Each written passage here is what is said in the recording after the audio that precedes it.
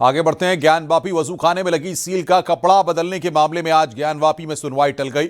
अब 10 नवंबर को इस मामले की अगली सुनवाई होगी। माना जा रहा है कि 10 नवंबर को सील पर लगा कपड़ा बदलने पर अदालत कोई फैसला सुना सकती है।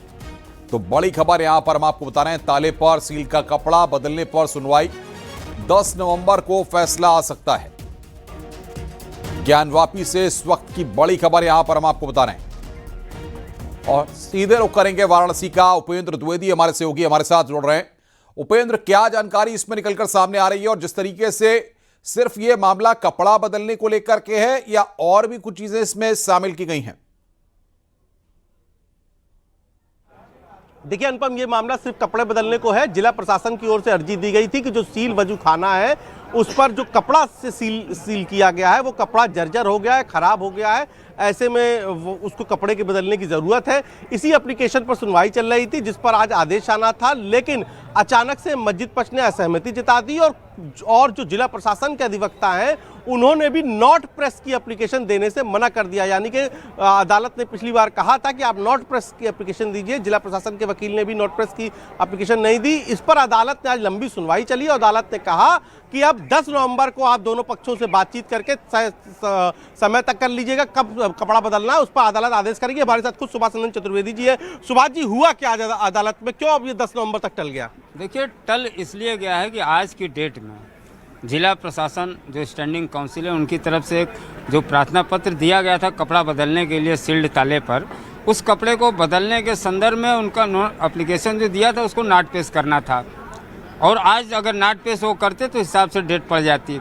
लेकिन चूंकि जिला प्रशासन ने नॉट पेश करने से इनकार कर दिया, अब सवाल ये है कि सारा चूँकि कुल मामला सुप्रीम कोर्ट का जो आदेश है प्रोटेक्शन का आदेश है। सिविल कोर्ट के आदेश को सुप्रीम कोर्ट ने डिट्टो किया था और कहा था कि उस वजू खाने का जो सील्ड एरिया है उसको प्रोटेक्ट करे जिला प्रशासन। जिला प्रशासन के पास पूरा अधिकार है, ऑलरेडी ये सुप्रीम कोर्ट आदेश दे चुका है, इसलिए नए किसी आदेश की इसमें आवश्यकता नहीं है। तो आप सहमति बना के जिला प्रशासन दोनों पक्षों से सहमति बना के सूचना दे के आप जो है डेट और समय तय कर लीजिए और डेट समय तय करके 10 तारीख को बताइए, 10 को हम ऑर्डर कर देंगे। अदालत ने कहा 10 नवंबर को। जी, 10 नवंबर को ये ऑर्डर आ जाएगा कि कब कपड़े को बदलना है, कब किस समय बदलना है, किस डेट में बदलना है और कौन कौन लोग रहेंगे। ये सारी चीज़ों की सहमति जो है उस दिन बन जाए। सवाल ये भी उठता कि पिछली तारीख में मस्जिद पक्ष ने भी सहमति जताई थी, लेकिन अचानक से आज उसने सहमति जता दी। क्या कहा मस्जिद पक्ष ने सुनवाई के दौरान? मस्जिद पक्ष ने कहा कि हम इसमें सहमति नहीं दे सकते हैं, आगे आपके पास पूरा पावर है। तो चूंकि सुप्रीम कोर्ट ने ऑलरेडी ऑर्डर प्रोटेक्शन का दिया हुआ है, इसमें उनका व्यक्तिगत इशू है, उसमें हम नहीं जाना चाहते हैं कि अंजुमन का क्या प्रॉब्लम है। सीता साहू जी ने, सीता जी क्या आज तो मुझे मस्जिद पक्ष ने आज सहमति जता दी, अब आपको 10 तारीख से कितनी उम्मीदें हैं? आज बहुत ही निराशा हाथ लगी है, तीखी बहस भी हुई है और जैसे कि जो 7 फाइल एक साथ सब शामिल हुआ है उनमें से हम लोग के वकील भी जो है जो। तो अब 10 तारीख को आपको लगता है आदेश आ जाएगा?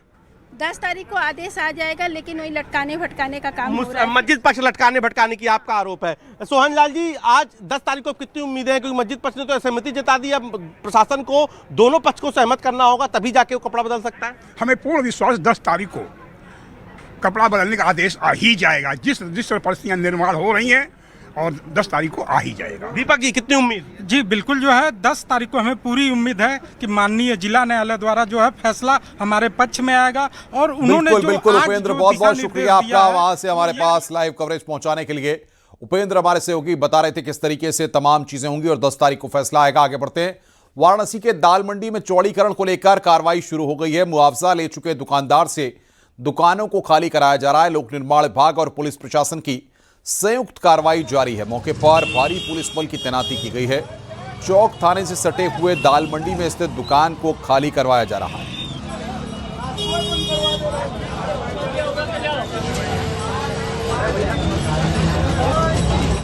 यहाँ पे शुरुआत की जाएगी कार्य। कुछ लोग विरोध के मूड में हम लोग गए थे अंदर, तो लोग विरोध कर रहे थे। यहाँ देखिए, जो भी है सब लीगल प्रोसीजर से किया जा रहा है। किसी भी तरीके का कोई विरोध यहाँ पे जो है गलत है। अगर कोई ऐसा विरोध करता है, जो भी न्यायिक प्रक्रिया है सब कुछ फॉलो की गई है और उसके बाद ये कार्य किया जा रहा है। जो ऐसे करने की कार्रवाई की उनको कुछ देखिए कठोर कार्रवाई की जाएगी यदि कोई पुलिस प्रशासन की कार्रवाई के बीच में अगर आता है तो।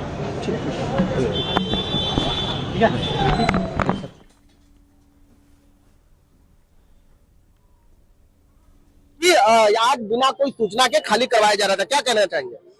कहना क्या है, सब जितने दुकानदार उन लोगों को मुआवजे के बजाय जो है एक एक पुड़िया जहर दे दिया जाए और खा के जय श्री राम, सो जाए, काम खत्म। यहाँ से वहाँ हजारों दुकानदार ही नहीं रहेगा तो फिर यहाँ मुआवजा लेके करेंगे क्या? इनका कहना है कि आप मुआवजा लेके यहाँ पर मुआवजा नाम एक बात बताना चाहते हैं। हम लोग का 2013 अधिनियम कानून अधिग्रहण का जो है उसमें क्या है, उसमें है कि जो भी जिनको आप उजाड़ रहे हैं उनको बसाया जाए। हम लोग कोई पाकिस्तान से नहीं आए हैं, हम लोग हिंदुस्तानी हैं, हम लोग पाकिस्तान रशिया से लेकर नहीं आए हैं, यही से आए हैं। यहीं पे 100-7 आरोप ये है कि मुआवजा की राशि सही नहीं दी जा रही। मुआवजा 2013 अधिनियम कानून क्या है, उसमें साफ साफ लिखा है कि हम लोग को कहीं और बसाया जाए, शिफ्ट किया जाए। हम लोग घर परिवार है, हम लोग कोई साथ छाप तो है नहीं। हमारे परदादा यहाँ दुकान किए थे, 4 पीढ़ी से दुकान यहाँ पे है। एकाएक कहा गेट आउट, आप लोग बाहर के हैं, निकल जाइए। अरे ऐसे कैसे निकल जाए, भूखे मर जाए, बीवी बच्चों को क्या खिलाएंगे हम लोग? उत्तर प्रदेश में अलग अलग जिलों में आईटी की छापेमारी जारी है। बरेली, बिजनौर, मुजफ्फरनगर और संभल में छापेमारी हो रही है। शुगर मिल पर आयकर विभाग की छापेमारी हो रही है। टैक्स चोरी के शक में यह कार्रवाई हो रही है। बरेली, बिजनौर, मुजफ्फरनगर में यह रेड हो रही है। संभल में भी आईटी की छापेमारी हो रही है। 3 तस्वीरें इस वक्त हम आपकी स्क्रीन पर आपको दिखा रहे हैं। बरेली, संभल और मुजफ्फरनगर की ये तस्वीरें इस वक्त आप देख रहे हैं।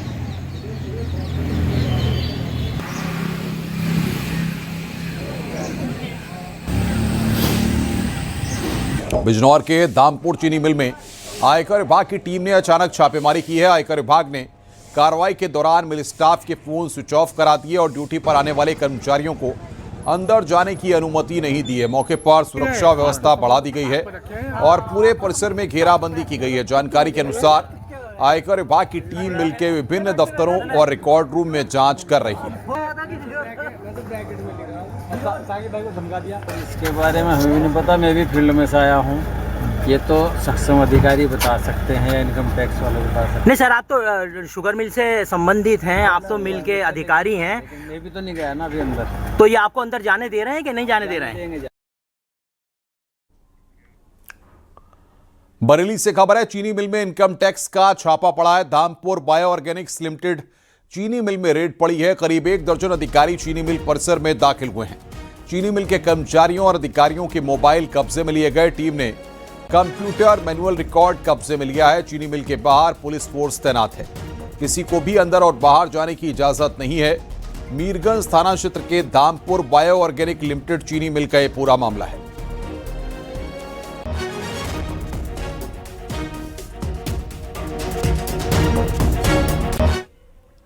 संभल में धामपुर ग्रुप की 2 शुगर मिलों पर इनकम टैक्स की रेड जारी है। रजपुरा की डीएसएम शुगर और असमोली की धामपुर बायो ऑर्गेनिक्स पर छापा मारा गया है। यह छापेमारी सुबह से ही चल रही है। मिल परिसर में भारी पुलिस फोर्स के बीच इनकम टैक्स के अधिकारियों की रेड चल रही है। ईडी ने जिले की 2 शुगर मिलों पर छापेमारी शुरू की है। सुबह करीब 6 बजे से ये छापेमारी शुरू हुई है।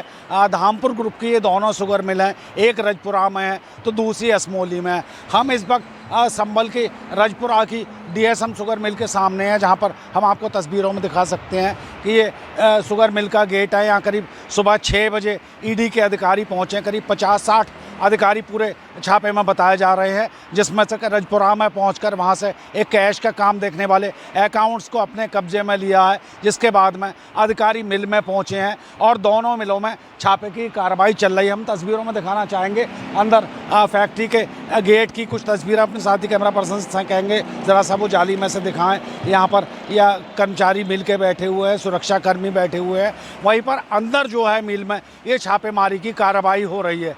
करीब 4 घंटे से अधिक का वक्त छापेमारी को हो गया है। अब देखना ये है कि ईडी के अधिकारी यहाँ क्या खंगालते हैं।